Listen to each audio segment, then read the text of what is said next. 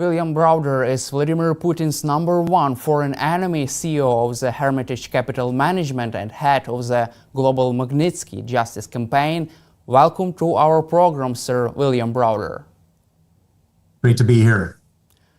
Ukraine has fired US-made missiles deep inside Russia for the first time, according to Reuters.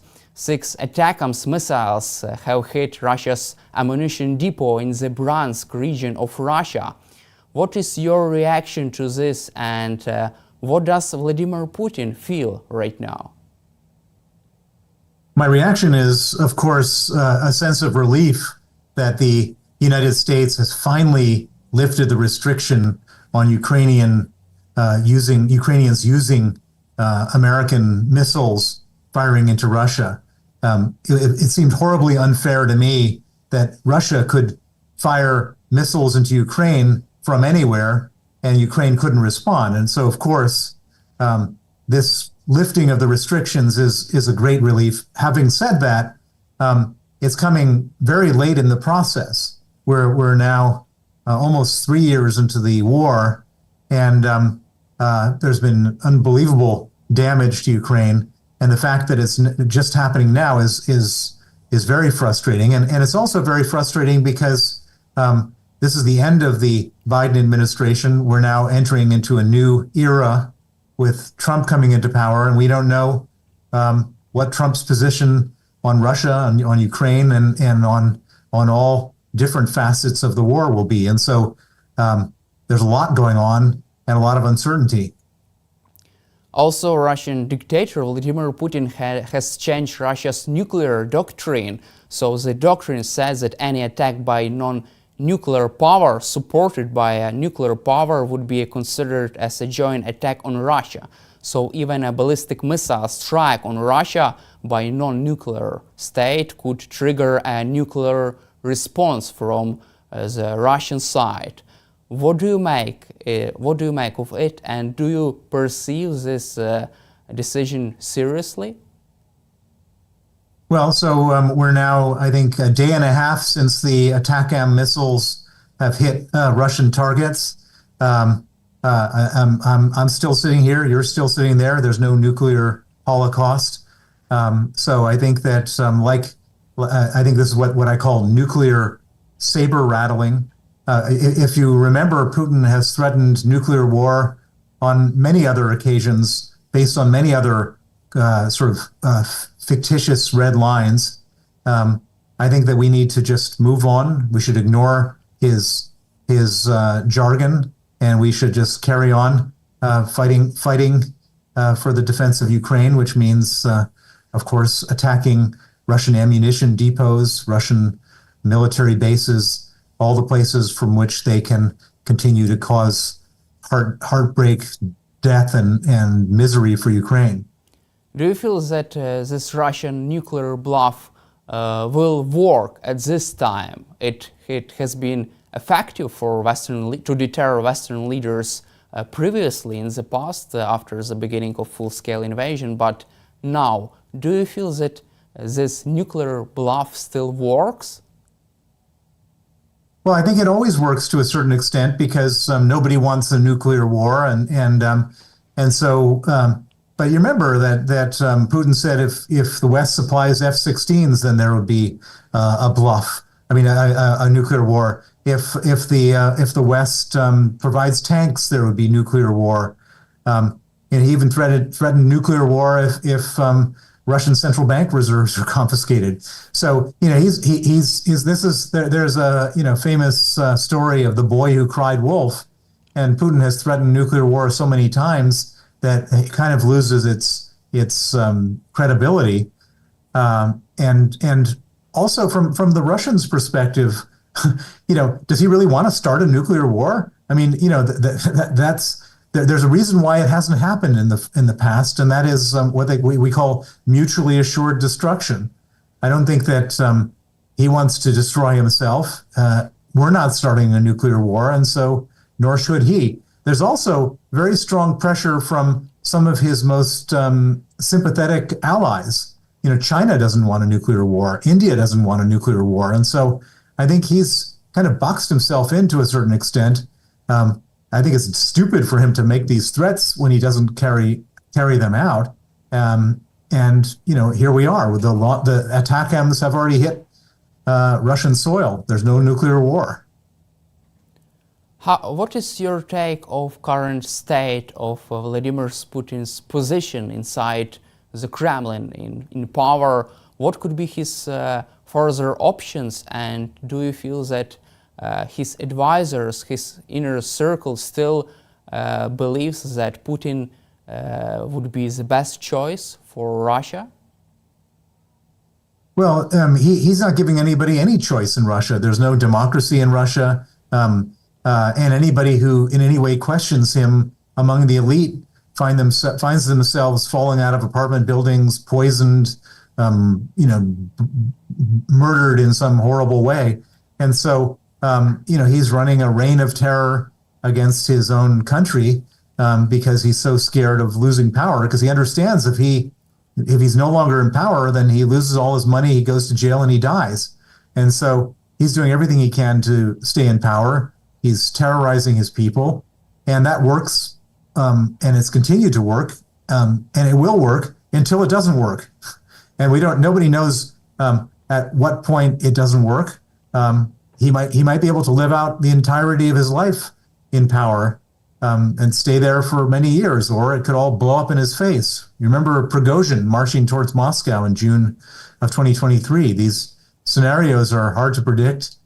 We can't predict them. Putin can't predict them. And so it's very hard to know. But what I can say is that he's a mortal human being. He will live he'll live until the end of his natural life, or someone may come to end it sooner. And none of this stuff is predictable. Do you see this nuclear bluff from Vladimir Putin as a sign of his desperation? Well, I think that everything is a sign of his desperation. I think that that he intended for this war to be quick and efficient and successful in the first 3 days, and we're now 3 years into it. It's been a total disaster for him. According to Ukrainian military estimates, Russia has lost 725,000 soldiers. There's $300 billion of central bank reserves that are frozen in the West, which I predict will eventually get confiscated. Russia's cut off from the international capital markets. They've cleared out all their prisons for using those people for soldiers who have been killed. The price for a new Russian recruit has gone from $4,000 sign-on bonus to $47,000. It's a messy situation for Putin. It's not going how he planned it. It could all come undone.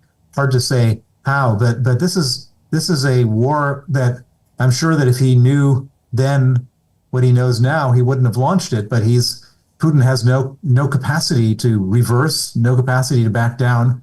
His only gear is forward, is to escalate, and that's of course terrifying for anybody in Ukraine and terrifying for the West. But there's not going to be a peace treaty that I can imagine. The only treaty that might happen is Putin lying to get a pause in the war so he can regroup and rearm. But I don't see any lasting peace until after Putin is gone. Reuters today had an interesting publication about possibility of frozen conflict in Ukraine. Reuters sources suggest that Vladimir Putin can agree for a ceasefire in Ukraine in exchange of Ukraine's neutrality and in exchange of even reducing Ukraine's military potential by reducing the size of the Ukrainian army and by imposing other restrictions on Ukraine's military capabilities. Does it mean that Vladimir Putin does not want anything else but only capitulation of Ukraine? Well, I think that if Putin were to agree to anything, and I highly doubt that there's any deal that could be done that would be satisfactory to Ukraine, satisfactory to the West, and also satisfactory to Putin. The idea that Ukraine gives up its gives up its military capabilities in exchange for a ceasefire is absurd. Ukraine, Ukraine is totally vulnerable to any further attacks by Russia. And why should Ukraine believe a word that Russia says? I mean, look, Russia, the United States, the United Kingdom signed the Budapest Memorandum when Ukraine gave up its nuclear capabilities. And of course, nobody came to Ukraine's defense when Russia invaded. So I think it's a very bad idea to give up any kind of defensive capabilities in Ukraine at any point. And if I were Zelensky, I wouldn't be accepting that.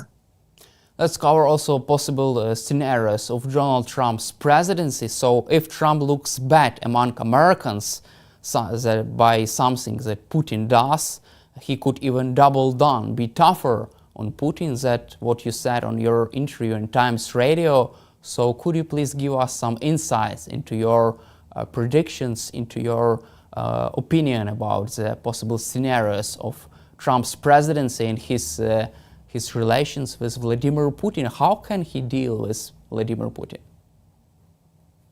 Well, first and foremost, we should just look at what Trump has said in the last couple of years about this conflict. So Trump has made some crazy allegations that Ukraine is at fault. He's also made a number of very, very strong statements that he wants to cut off military aid for Ukraine. And in fact, he did cut off military aid for Ukraine by proxy with Mike Johnson, the Speaker of the House of Representatives, who was able to block military aid from January until the summer. So I think that's the basis for which Ukraine and the rest of the world needs to operate, which is that when Donald Trump comes into power, he's going to cut off military aid for Ukraine. That's the assumption that we should operate on. And if he does that, then it creates a catastrophic situation for Ukraine. As we know, America provides half of the military aid, and without that half, things are going to get really bad very soon. Now, what does Trump get in return for all this? And the answer is he gets some promise from Putin that he's not going to do anything, that they'll draw the line in the sand wherever Putin is. If Putin were to then violate that wherever demarcation is, as you mentioned, it makes Trump look weak. It makes Trump look like a victim. It makes Trump look like he's been betrayed. And we've seen this before. If you remember, the two biggest appeasers of Putin were Germany and France, Scholz and Macron. And at the very beginning of the war, they both traveled, before the war started, they traveled to Putin, to Moscow, and said, "Are you going to invade?" And Putin said in very explicit terms, "No, I'm absolutely not going to invade." And then he did. And so these two countries, which had this long history of appeasement, actually became some of the most stalwart in support of Ukraine. So that's a possible scenario with Trump, assuming that Putin betrays him. But Trump is very unpredictable, both in a way that could be adverse to Ukraine and in a way that could be helpful to Ukraine. So it's hard to predict, but the one thing we can predict is just using Trump's own words to say that he's going to cut off funding. So if Putin betrays Donald Trump, can Trump go after him? And do you expect there's a possibility of big confrontation between two alphas, as you said in your interview on Times, between two alpha leaders, between Putin and Trump? Anything is possible, and that's very possible. So Trump doesn't want to look bad. He doesn't want to look weak. At the moment, he thinks of himself as being friends with Putin. That could change, and we've seen Trump go from friend to enemy very quickly, and vice versa. So it's very hard to predict. But the one thing that you have to know is that Trump values how he looks and how people view him more than anything else in the world. And so Putin has to be able to balance out what his objectives are with not making Trump look bad. And that could be very difficult because Putin also has to think about his own political survival, and his own political survival may depend very much on continuing to be aggressive towards Ukraine, and that could put him at odds with Trump if there's an agreement to not do so beforehand. From your perspective, there are lots of discussions about what does Donald Trump want from Vladimir Putin, Russia and Ukraine, but what does Vladimir Putin want from Donald Trump? Well, I think very simply, he wants Donald Trump to cut off military aid to Ukraine. That's the main thing. Without that, Russia is in a much better position. He'd also like, if possible, for the United States to lift sanctions on Russia, to allow Russian banks to borrow money, to allow Russian companies to import American goods, to free up the $300 billion of central bank reserves that are held in the West. These are all things that Putin would very much want from Trump. And the question is, if Trump gives him any of these things, does he look weak? And or does he find a way of explaining how he does these things without looking weak? And so it's all up in the air right now. I don't know what's going to happen, but this is a moment of great uncertainty, and I do feel worried. I feel worried for Ukraine. I feel worried for the rest of the world who lives near Russia. What could happen for Trump's reputation, for his political stance, his position around the globe, if Donald Trump reverses this authorization for Ukraine to strike deep inside Russia with ATACMS missiles, and if Trump also reverses sanctions against the Russian war machine and Russian economy? Well, if Trump, I can imagine a scenario where Trump says that he wants to avoid World War III, he wants peace, he wants to get rid of unnecessary wars, and therefore the Americans shouldn't support this, and we shouldn't allow ATACMS to be fired into Russia, and he's going to free up sanctions so Russia can be engaged with the world again, and that's going to. And that he's been a strong leader for doing that. That's how he will spin it if he does that. Will people see it that way? It all depends on what happens to Ukraine. If Ukraine ends up in a catastrophic situation, Trump could look very bad.